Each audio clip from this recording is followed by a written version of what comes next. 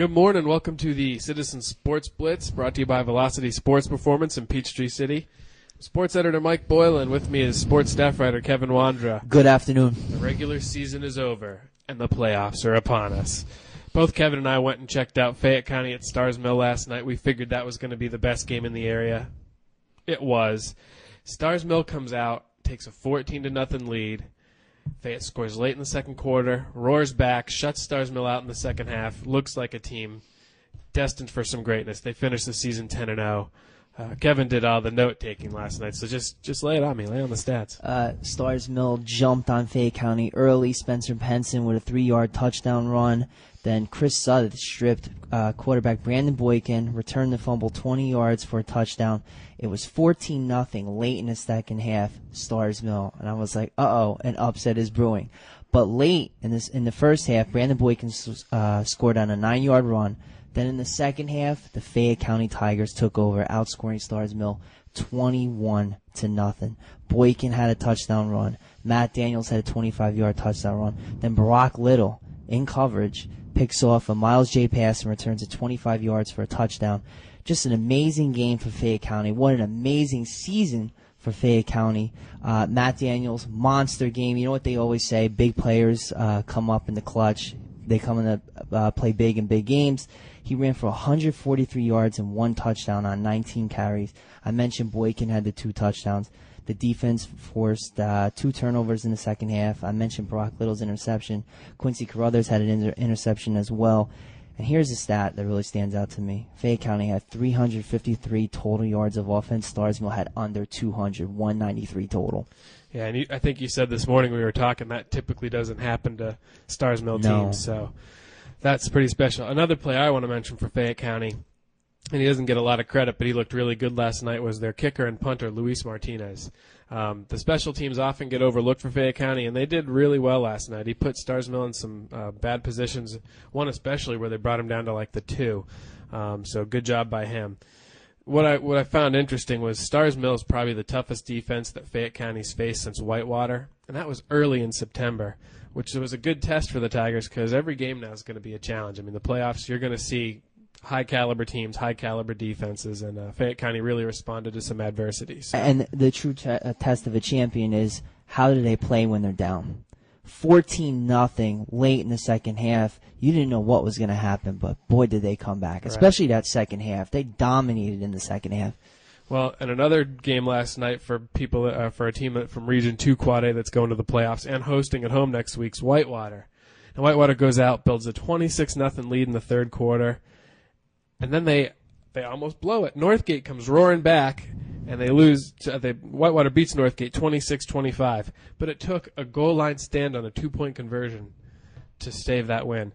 What I found interesting about this game, Whitewater had allowed 33 points in the 6 weeks leading up to last night's game. 33 points total. They gave up 25 last night. That's the most points they've allowed all season. And really, they had some sloppy ball handling in the fourth quarter. 2 fumbles from Whitewater led to 2 Northgate touchdowns with less than 8 minutes to go. Now, we weren't at that game, so we don't know if maybe they had taken out their first string. I would assume with a 26-0 lead and you're hosting a playoff game, maybe that happened. But I think you had mentioned this morning that might not be the way you want to go riding into the playoffs. So, but one good note, Whitewater did have some good special teams. They had a block punt that led to a touchdown, and they also blocked an extra point attempt. I think they're going to be okay.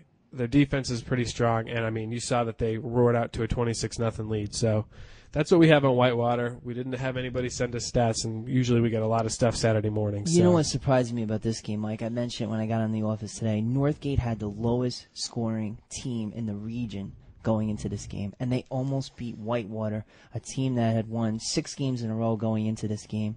They had one of the best defenses in the region. I'm very shocked that the game was this close. I don't know if Whitewater had most of their backups in late after they established that big lead. I would like to find that out. Yeah, we will know that by Monday, and you can check our website for more stats on that Monday morning.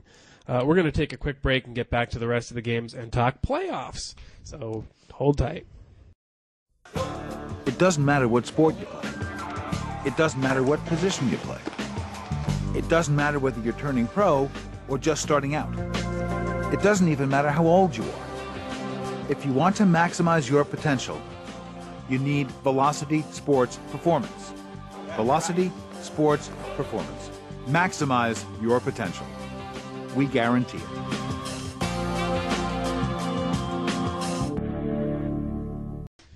Welcome back to the Citizen Sports Blitz, brought to you by Velocity Sports Performance in Peachtree City. Just like we do every week, we got to remind you, if you're going to watch some games today or tomorrow, you got to head to X Playground, see it on their big screen TV, bring your laptop to your wireless, use their wireless connection for their fantasy team, eat some of their pizza, their wings, their food. It's great.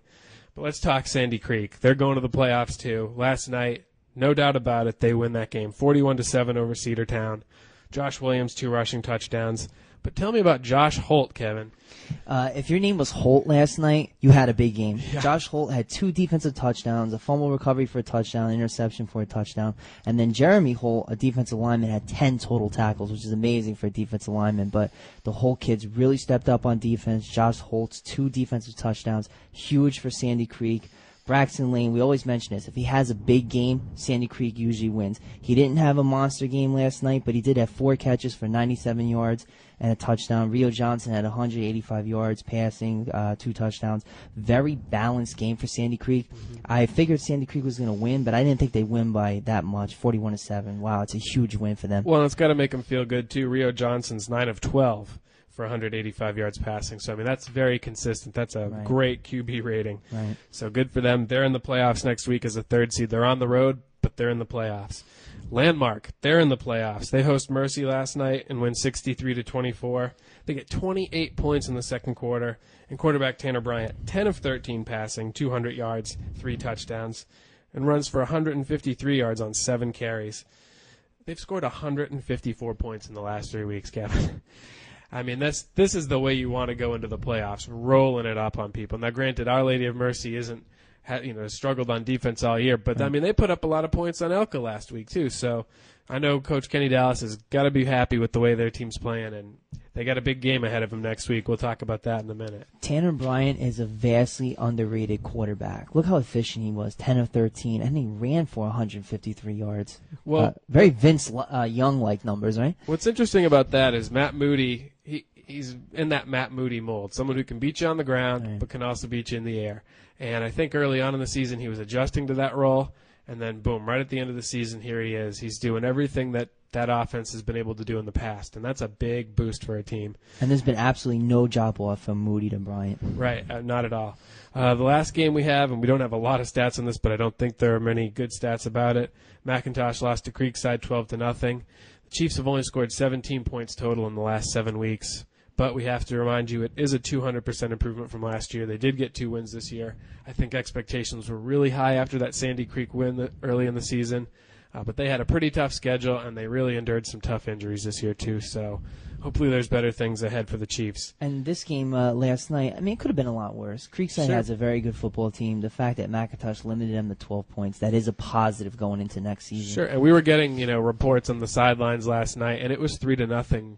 Right around like the third quarter from what we heard. So, I mean, holding them that late, anything can happen, and, just didn't break right for them.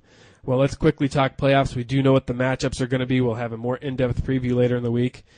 Fayette County hosting a playoff game. The number 1 seed from Region 2 Quad A. They host Lovejoy, which is amazing because it's right up the road, and this used to be a matchup every year.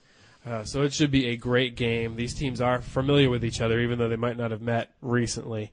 Whitewater hosts Baldwin. That's a home game. They're the 2 seed from Region 2 Quad A.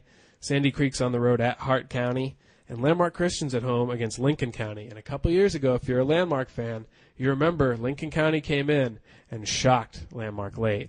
So I think Coach Dallas is going to plant that seed and remind that team, you got to be careful, take care of business, and move on next week. I think it's great that we have 4 local teams in the playoffs, and 3 of those teams are playing at home in the first round. Yep, it makes it hard for us. We don't know where we're going. Yeah. We're drawing straws. We're flipping coins this week. Actually, I have seniority. I know where I'm going. I know. But that's okay. I might have to pay someone to take Mike out. We want you to be sure to stay tuned. This week we'll also do cross country. We'll talk about their season. The state meets today. And, of course, we'll have a big playoff preview. We're going to put that out early. We'll have that on the web next Thursday.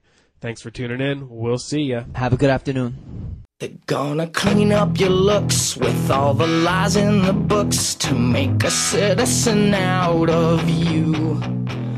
Because they